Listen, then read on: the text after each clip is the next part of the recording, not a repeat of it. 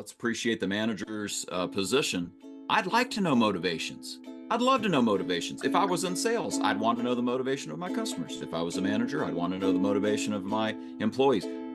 What I wouldn't want is for them to feel like they have to justify or defend their motivations. And why is doing that.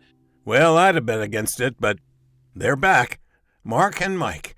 It doesn't take a genius. Ramsey! Great to see you again, Marshall. And just for those who are curious about behind the scenes, both of you that are curious about behind the scenes, I start the episode by faking a smile. Mike has learned some sort of advanced improv technique where he goes, and stretches his face out like he's yawning, and then he's ready to go. So I still don't really know what that's about, Mike, but I'm glad we're here again. I learned it from Donnie and Marie. So I noticed they were very popular. And I noticed when they smiled, you could see all the way back to their back molars. And I thought that must be the secret to success. So yeah. Before we go on, I always stretch my face, in hopes that the back molars will be visible during the smiling portion of the program. Well, I can only hope for you a late in life Weight Watchers contract or perhaps daytime talk show. So, wishing you the best, Mike. I just want, Osmond hair. That's all I'm looking for. Mike, why do you want Osmond hair? Man, I don't know. You kind of put me on the spot. I feel attacked. The nice segue. Yes. So we I had the opportunity. This is something we've been talking about. We even addressed it in an episode almost a year ago. Yep. But it just keeps coming up. And so I did some workshops just a few days ago. The workshop in question was 2 hours long, packed with juicy, informative, helpful nuggets around coaching and interacting with your team members as a leader. And at the end, we always ask coaching question number 7, of everything we talked about, what was most useful to you? Mm-hmm. And lo and behold, it's this little nugget that we throw out as an aside about what questions versus why questions. Yep. Over and over again. Over and over again. Yeah, and you just go around the room and people are like, "Oh, I got to work on that." Yeah, I'm guilty of the why question. I start so many of my questions with why, and everybody's self-professing. They once you point it out, they realize they're doing it, and we always introduce it the same way. We always talk about we have this exercise we go through where they ask here's like 10 what questions, and they don't even realize they're all what questions until we talk about it at the end. Right. So they do the role play, they get back together, and I'll go, all right, what do you notice about the questions? And they'll say, they're open-ended and stuff like that. And then somebody will go, hey, they all start with the word what? Mm-hmm. Yes. All right. So what is it about what questions that makes it work? And you'll be like, all right, so how is that better than a why question? And then, you see a little thinking, and then I present them with this homework. I say, all right, here's what I want you to do tonight. I want you to go home when your significant other, spousal unit, whoever, prepares a meal and sets it in front of you. I want you to ask, why'd you make this? And just let the fun ensue. just let the games begin. If there's no meal prepared, you could go with the simple when they walk into the room. Why'd you wear that today? And just once again, that's also a real crowd pleaser. Always great for stimulating conversations. So it's funny, I don't know that they disbelieve it, but they don't really grasp it until you give them those 2 examples, and they all go, well, I'm not doing that. Right. So what is it about doing that that's causing you to pause? Well, it's just going to start a fight. Right. Yes. So it's weird. They intuitively know through the example that this is really a bad way to start a conversation. And I was going to say, the bad way to start a conversation, and we're trying to coach, right? It's a conversation that is trying to get somebody to come to some awareness and take action. if that's what you're trying to do, but you've got them fighting, guess what they're not doing? They're not coming to awareness. They're not fighting. I think you shared with me years ago the Phil Jackson quote from the LA Lakers that anger is the enemy of instruction. So if you've got somebody feeling any kind of negativity of any level, you're making it really hard for them to learn and process and take a next step. So it makes sense once you think about it. Oh, definitely, definitely. Yeah, the last thing we want to do in a coaching interaction is put somebody in. We've talked about amygdala hijack. Yep. Where they're instantly in fight, flight, or freeze mode. There's no collaboration. There's no creative problem solving. There's no good discussion when people are in amygdala hijack.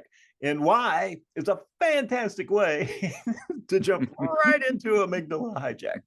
So, and it's interesting because this happened again, and it just happens over and over. That this is the key nugget that people really want to work on.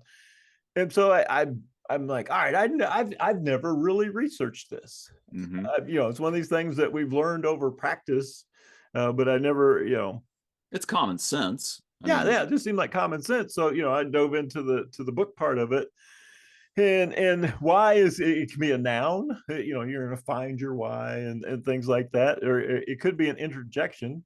Why? That's cool. But then I found out it's also an interrogative adverb. I would not have thought of this without some help. Yes, I can tell you've been reading, Mike. Yes, an interrogative adverb. So there's three things that does. It asks about the reason, gives a suggestion, why don't you? That kind of thing. Or the third one killed me. Expresses annoyance. yeah, that's the one. That's one seems to get everybody just up and going. So none of these things seem like a good way to start a discussion where we wanted collaboration, problem solving, introspection, things like that. And so it went on talking about, so why asks for an explanation or a reason. What asks about things and actions. And you're like, okay, that now it's starting to, I'm starting to figure out, okay, what is it about the what question that works? Talking about things and actions versus justifying or explaining yourself. One seems very productive. The other just seems like a good way to put up walls between people. And let's really think about this. Let's get into, let's appreciate the manager's position. I'd like to know motivations. I'd love to know motivations. If I was in sales, I'd want to know the motivation of my customers. If I was a manager, I'd want to know the motivation of my employees. What I wouldn't want is for them to feel like they have to justify or defend their motivations. And why is doing that. There are other ways to get the motivation out using a what question. So I'll give you an example. I've got in my hands Coactive Coaching by several people, the Kimsey Houses, both of them, and Sandel and Whitworth.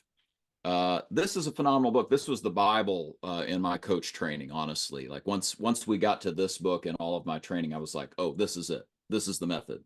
And so early stuff that you and I shared, Mike, when I was putting together worksheets, I bet it came from this. And here's a short bit that they say about why versus other ways to get at it. They give an example. Why did you decide to move to Delaware? That comes up in a coaching conversation. The client moves to Delaware and you ask, well, why did you move to Delaware? You're wanting to get at motivations, but again, you're asking them to explain, to justify the motivation, their point of view, their decision. So you could ask it in other ways. They give two suggestions. One is, what values motivated this move to Delaware? Ooh. Right now I'm letting you expound on your values. Now you're getting to talk about what's important to you. Okay, great. The other one is a little more visual. What are you moving toward? And then you shut up. Now, some of those questions work for some people, some don't. But if you've got the right client, you're going to figure out the right way to phrase that and still get at motivation, still get at what they care about without having them at any sense coming into a back step where they're like, well, I got to defend myself here.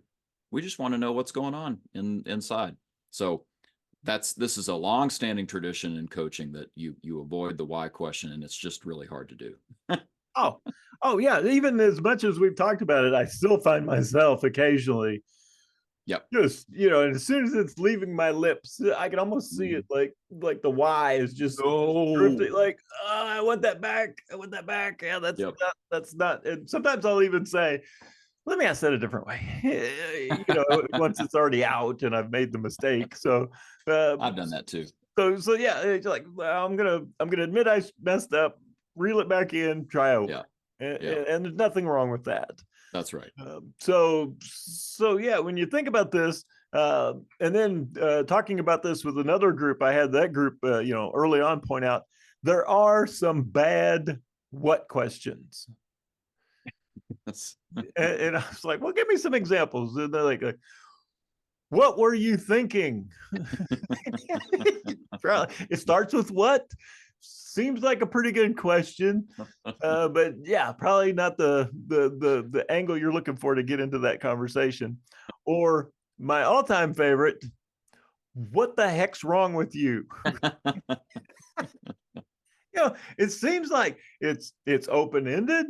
It starts with a what? It looks on the surface like it's got all the elements of a classic good what question, but yeah, it's probably not going to go well after that. Well, yeah, and it sort of plays into our whole issue with sarcasm, right? What could go wrong? You could ask that in a way that really makes it clear you think a lot's going to go wrong with what this person is bringing up. So, I think it's huge. Now, I guess the flip side of this is, getting into the better habit. When you're really trying to self-edit and keep yourself from saying it. I guess there's two ways to look at it from my perspective. One is that depending on your person, maybe it's not as big a deal. One of my instructors, a master certified coach with the International Coach Federation, Gary Woods, he's in Canada, so it's not even an American thing. He would say, there's probably some truth to the fact that in regular English, we would say why to just mean, what was your motivation? And it wouldn't be that off-putting to the right person.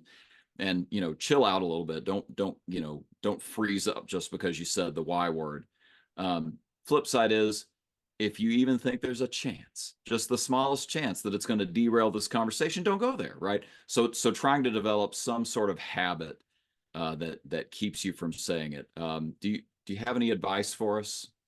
Well, I think it goes back to, we've talked about this in previous episodes, in order for coaching to work, you must at first have trust. Yeah. You have to believe, the person that you're trying to coach has to believe that you are concerned about their personal well-being, that you truly, with all your heart, want them to succeed. If that understanding is present, a why question probably will land the way that you intend it to land if you're asking from a place of genuine curiosity. And I think that's what you're talking about. If there's the chance that the trust is not that high between you two, then yeah, I'm now wading into dangerous areas with my why question. Yeah, I think the trust thing, it's not saying, am I trustworthy? It's saying, do we have a relationship of trust? Is it built up to that level? So your intentions may be pure. That's not what we're talking about. We're talking about what's the impact it has on the other person. If you think there's even a little bit of a doubt, you want to protect that. Mm-hmm. Oh yeah, definitely. And we use a system, the what why system, and where you're allowed to ask a why question after you ask two what questions and demonstrate that you listen to the answer of both. Yes. So you kind of earn the right to ask the why by asking two good what questions, listening, and then using the why as a drill down or to uncover the emotional motivations behind the two what questions that you just discussed. So used in a very surgical manner like that, Mhm. absolutely. But as a general rule, yeah, maybe throw in a how if you're thinking not ask too many whats. Tell me Right. more about, Yep. might be a nice way to an alternative if you feel like you're overusing the what. Um, but overall, is just a general rule. You'll keep yourself out of trouble just by remembering what, not why. It's short and sweet. Mhm. It's frankly an episode that is a repeat with some new information and a new twist. But the reason is because it just keeps coming up as such an effective technique to develop to try to eliminate that from your system. So we hope that all of you out there listening will take this into your coaching and into frankly, your family relationships, talking with your kids and so on, to just really eliminate a whole avenue of possible hazards in what the conversations are that you're trying to have. So we hope it helps you. Oh, definitely, definitely. And I'll leave you with the one little last piece of research that we found. And it said, why questions draw us to our limitations? Hmm. What questions help us to see our potential? Pretty cool. I got to think on that. I say we let the man with the gravelly adult voice speak. Okay, take it away. The silky smooth tones of our announcer, Mr. Wolf. And that's it. Join us next time when you'll hear Mike say, well, I'm sure he'll say something pithy. Don't miss it. Next time, it doesn't take a genius. That's good enough.